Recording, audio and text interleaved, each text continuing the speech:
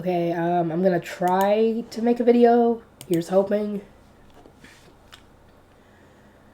Talking and tallying. Okay, I need to turn that down.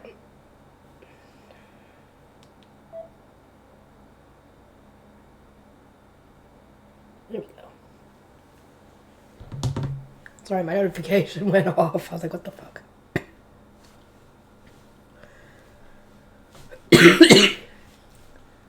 Rosamund, what do you mean you will be leaving today's report to everyone else? Wilfried asked. Well, given that practically everyone in the dormitory was at the training grounds, your and Charlotte's apprentice scholars included, I don't see there being any confusion about what to write. Anyone can do it. I would rather spend this time preparing for tomorrow. There was much to report about today, but only my retainers could tally up all the answers we'd collected. Our follow-up on the questionnaire had been very abruptly scheduled to take place tomorrow in our tea party room, meaning we had to prepare tables and chairs. Plus, even then, it wasn't going to be an actual tea party. We were still going to be hosting Handler and our student candidate to some degree.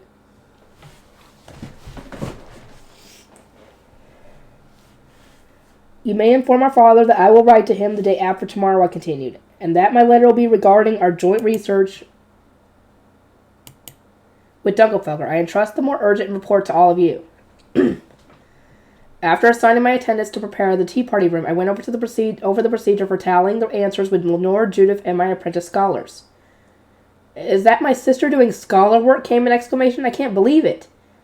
Theodore, you only embarrass yourself when you make such remarks, Judith replied, puffing up in indignation. I went to the temple as a guard all the time, you know. I may not be on Feline's level, but I can do some work. In truth, back then, she had stealthily asked Felina Roderick to submit her completed task along with theirs so that she wouldn't have to be in the presence of the terrifying Ferdinand. There was no need to reveal that heartwarming scene here, though.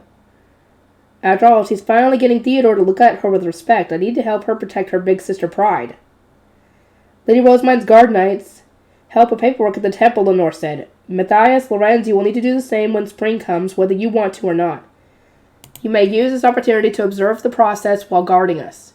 I'm so bad at scholar work, Lorenz muttered, the color draining from his face. That was one of the reasons I became a knight in the first place. Something told me that he and Angelica would hit it off right away. Matthias simply responded with a calm nod. He didn't seem particularly averse to doing scholar work. Milady, do start teaching the others how to tally on your behalf, Bernarda said. You will need to host Lady Handler tomorrow. But I am leading the joint research, am I not? I replied. My intention had been to do some of the tallying myself, since I was something of an apprentice scholar too. But Riarda was evidently against the idea. We certainly couldn't ask Handler to join us in doing such menial tasks. Nor could we leave hosting her to my attendants, since I was going to be present as a fellow Archduke candidate. Will you not need to discuss the details of that final ritual with Lady Hannelore? Lenore asked. It seemed to be unique to Dunkelfelder, unlike the song taught to the apprentice knights. She wanted to know what kind of prayer Hannelore had chanted in the arena, but she hadn't been able to hear it properly. The prayer had also been spoken in an ancient language, which only made it harder for her to understand. Lenore continued, it was quite impressive that Lady Hannelore could speak the ancient words so fluently, especially when she was not raised in the temple with such easy access to the Bible as you were, Lady Rosamund.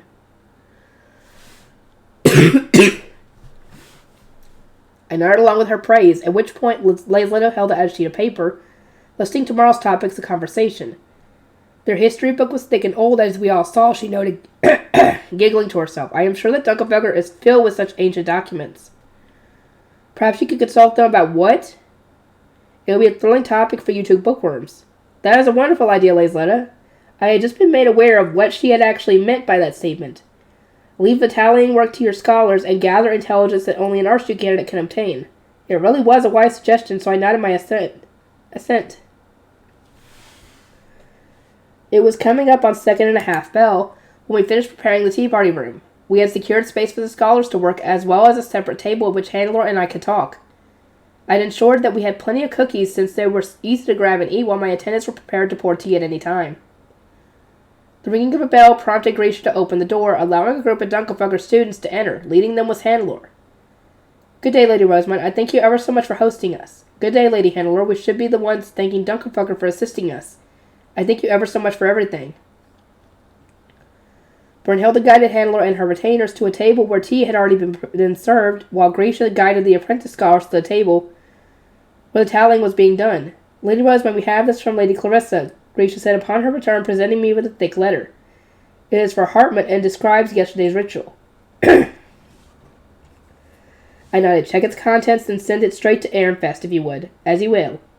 It wasn't an urgent task by any means, but Gracia was clearly stressed about serving students from a top-ranking duchy like Dunkelfelder. I thought this would give her a chance to take a much-needed breather, and it seemed that I was right. A faint smile rose on her lips when she heard that I was giving her permission to leave.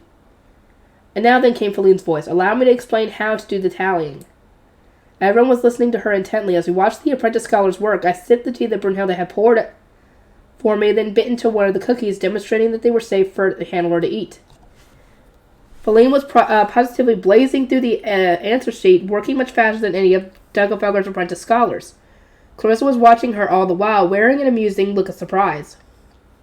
You're rather good at this, Feline, Clarissa eventually said. I cannot even compare to Hartmut, but I did spend a lot of time training under Lord Ferdinand, so I have developed something of a talent for paperwork. Feline replied with a proud giggle. Clarissa made a face that seemed to betray her vexation, then said, as one who will soon be Lady Rosemine's scholar, I cannot fall behind. She then started on the tallying with a look of grave seriousness. Her pride as the art scholar of a top-ranking duchy must have been challenged. Handler forced to smile. Had I known that Clarissa could be this focused, I might not have needed to come at all. To nobody's surprise, Clarissa usually became uncontrollably excited when learning new information about me or getting the opportunity to participate in our joint research. Handler continued, her excitement has been particularly intense this year. At times, I even thought it might be part of an act, that perhaps she was emphasizing her position as your vassal, so that she would not have to be separated from her fiancé in the temple, but no. What we see now is the real truth. A dreamy smile arose on her face. Her love is pure, and this is its unyielding strength.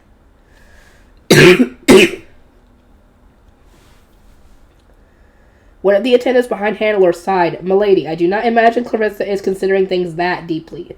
I agree, Clarissa is just like Hartmut. She didn't pick her partner based on love. This is what my attendant Cordula always says. Lady Rosemary, but what do you think? I am of the opinion that one must be truly in love to stay up all night writing letters, even to the point of sleep deprivation. Royal Academy love stories contained a similar tale of a young apprentice scholar. To guarantee that her correspondence reached her fiancé due to her duchy's situation, she had to give them directly to his lord, and to ensure that she never missed these opportunities, she would write long into the into the night, even after everyone else had gone to sleep. Handler had evidently fallen in love with this mindset.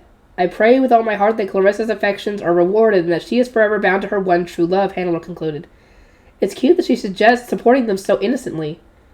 I couldn't be so blissfully naive, though. Now when I'd found out how Clarissa first proposed to Hartmut. Yeah, frickin' knife to his throat.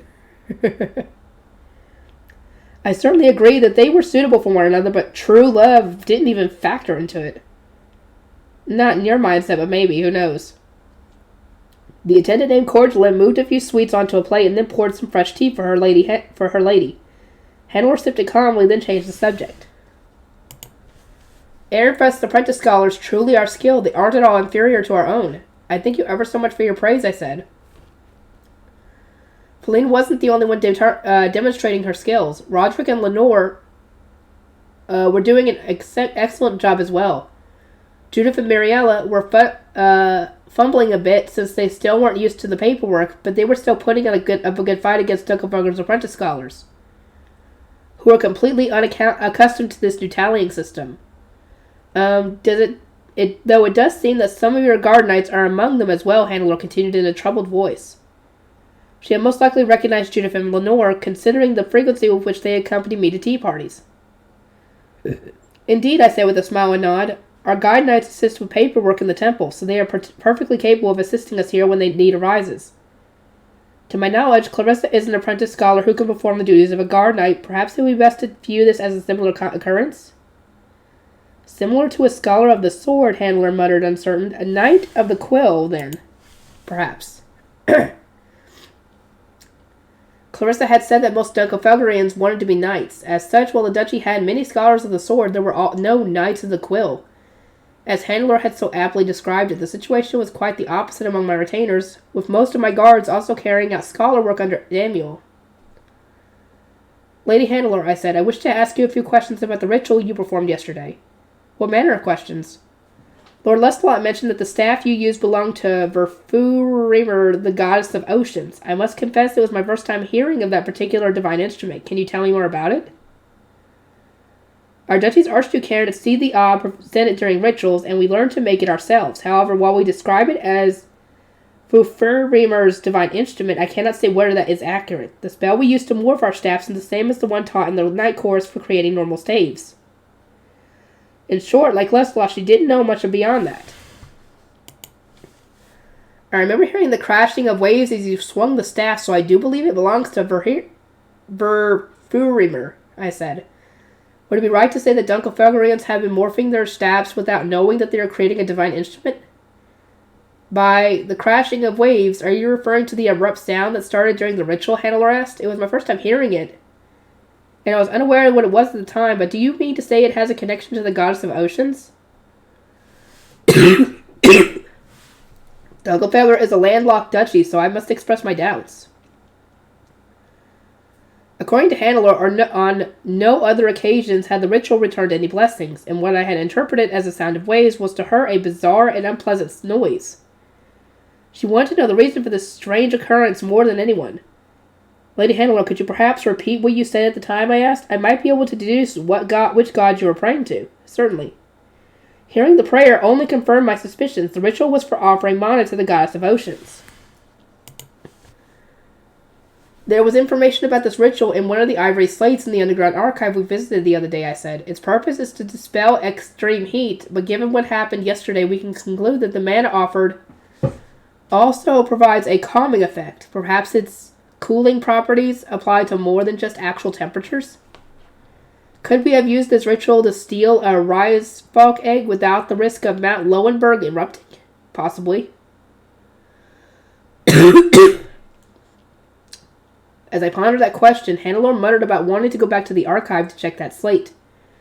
She considered this a matter of great importance, so that as the distinction would confirm whether the ritual purely removed blessings, or whether it could use mana to calm the excitement of all those within a certain area. Still, to think there are divine instruments that even you do not know about, Lady Rosemine. You can deduce whom a ritual is for just by reading the prayer, so I thought you knew everything about the gods. I am familiar only with the information found in the Bible. Most of my knowledge is about the two supreme gods and the Eternal Five, who are worshipped in the temple, and Mestinora, the goddess of wisdom, who I personally admire. With all that said, the extent of my understanding is that the first king received a Gruttershite from her.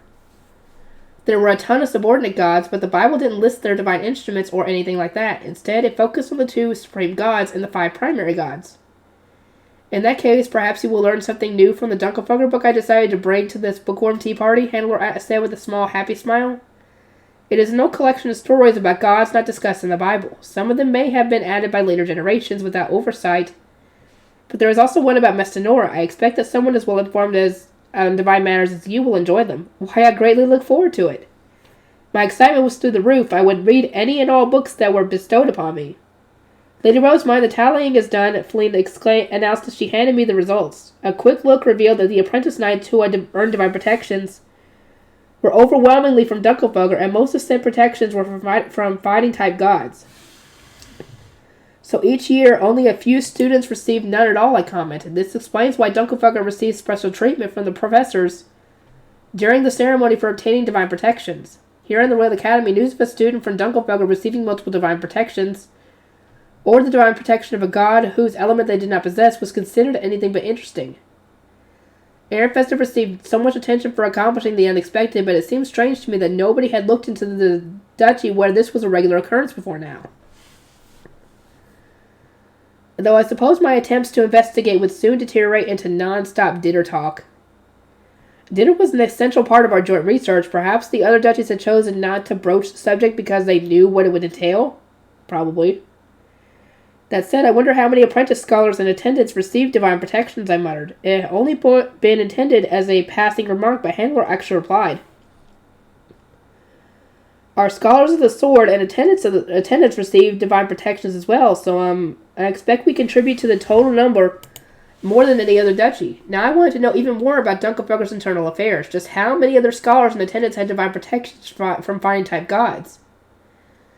I wish to research your apprentice scholars in attendance as well, I said. Clarissa, could you conduct the questionnaire and send the results to me?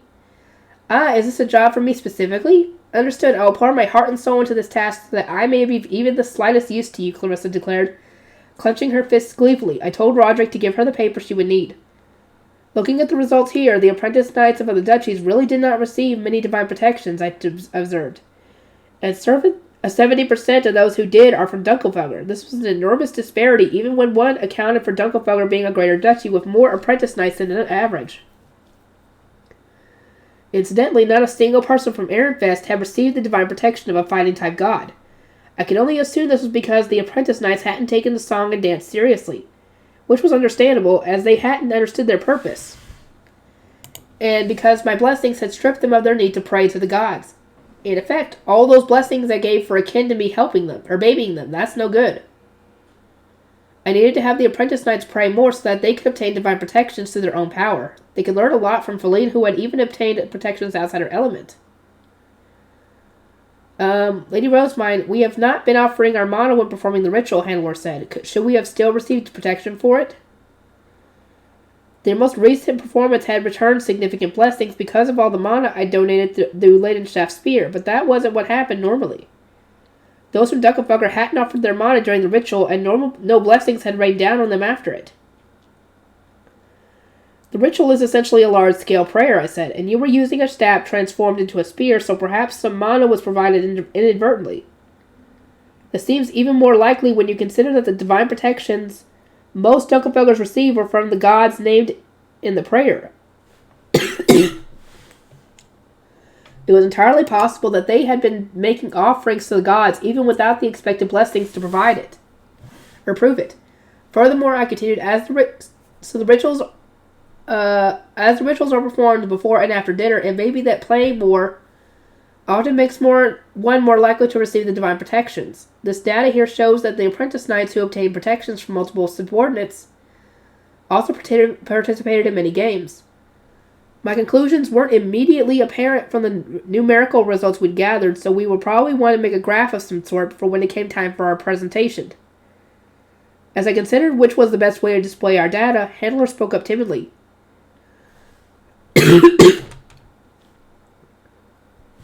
Lady Rosemine, last night we were discussing whether even Dunkelfelger could obtain those blessings if we were to transform our staff into Leidenschaft's spear. In the Ehrenfest dormitory, we had spent our time seriously contemplating the best way to stop my rampages and to keep the Greater Duchy from asking anything of us. In the Dunkelfelger dormitory, however, the greatest concern had been returning the ritual to its proper original state. I could understand why they had taken such an interest in the matter. The performance they had so recently seen had ended up being very blatantly different from what they were used to. I expect you will be able to recreate the divine instruments by touching the real ones and channeling your mana into them until you can clearly visualize them in your mind, I said. My retainers were able to do this at our temple. I should note, however, that the process uses a surprisingly amount of mana. I would assume that only archnobles and above will be capable of maintaining the divine instruments all throughout the ritual, and those who offer their mana during the performance will not be left with enough to play. Handler and her retainers nodded unfazed. Dunkelfelger's nobles were preparing to venture even into the temple if doing so would secure them blessings for their dinner games. Each duchy had its own standards and perspectives, so it was hard to predict these things. That said, I'm pretty sure the real spear from the temple would suffice as long as you offered up enough mana. No need to make one from your staff. I decided to keep that thought to myself. I wanted them to help change public opinion of the temple, and what better way than to have them start going into their own temple and improving the conditions there. The blessing changes depending on how much mana is offered, so if you desire many blessings, then you will need a great deal of mana, I said. Rather than having one person try to shoulder that burden alone, I believe it would be best for a large group to provide their mana collaboratively. The prayers in the temple are for the benefit, not of oneself, but of others, so no matter how much mana a person offers, they will personally receive nothing in return. Handler stared at me with wide eyes. In that case, Lady Rosamund, you provided that much mana, and yet, indeed, I did not receive a blessing from yesterday's ritual. That is why I was able to move without issue with that while the apprentice knights were falling over themselves. It seemed to me that the ritual was intended not for one person, but for a group of people who would contribute their mana in small bits to form a large collective whole. Handler seemed to agree with that. However, I continued, do take care if you perform the ritual with any lay nobles present. This is a chance they might lose so much mana that they collapse. Pardon? Having several people perform a ritual in tandem allows their mana to flow more freely. Thus, if there's too wide a gap in their mana capacities, then those with less will soon end up in danger. I understand that your duchy is bold enough to leap straight into doing things, but do be careful. Dunkelfelder would try basically anything for the sake of dinner. It was crucial that I give them these warnings now, otherwise they were going to end up in too much of a state to even play. I am aware that in the past, the ritual was performed the day before a dinner game rather than on the day of, Handler said. Could there perhaps be a reason for that? I would assume it was that those due to play had time to recover their mana or to grow accustomed to the blessings. Either way, I am sure there was a good reason. Small changes can lead to massive alterations over time. I would advise that you carefully research the ritual so that the custom you have preserved for so long does not collapse. We thank you ever so much for your advice, she said with a nod, a pleasant smile on her face. We will take great care. Once our meeting was over and the Dunkelfelders had taken their leave, we returned to the common room. The next task on my to-do list was turning the data we had collected into graphs while teaching Feline and the others how to do the same. As expected, I was more fond of working than I was of sitting around discussing things. It didn't feel like I was actually involved in the research when I wasn't physically doing anything. It wasn't long before we had all our findings neatly arranged. I marveled at our work, satisfied with how much easier the information was to interpret, and it was then that the other apprentice scholars had started coming over and asking what we had made. It seemed that documents with graphs weren't yet a thing here in the Royal Academy. Rosemine, won't that cause a fuss during the introductory tournament? Wilfred asked. I would hope so. Besides, isn't our joint research causing a fuss already? Yeah, I mean, what you're researching is definitely going to cause a fuss. Despite my response, I suddenly began to feel uneasy. As much as I preferred our data with graphs, I decided to write to Ferdinand and get his opinion.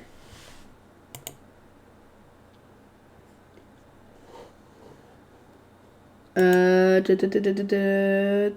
I even continue?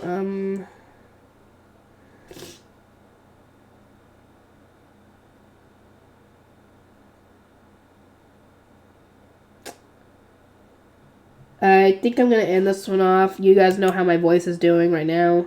So I'll see you guys in the next one.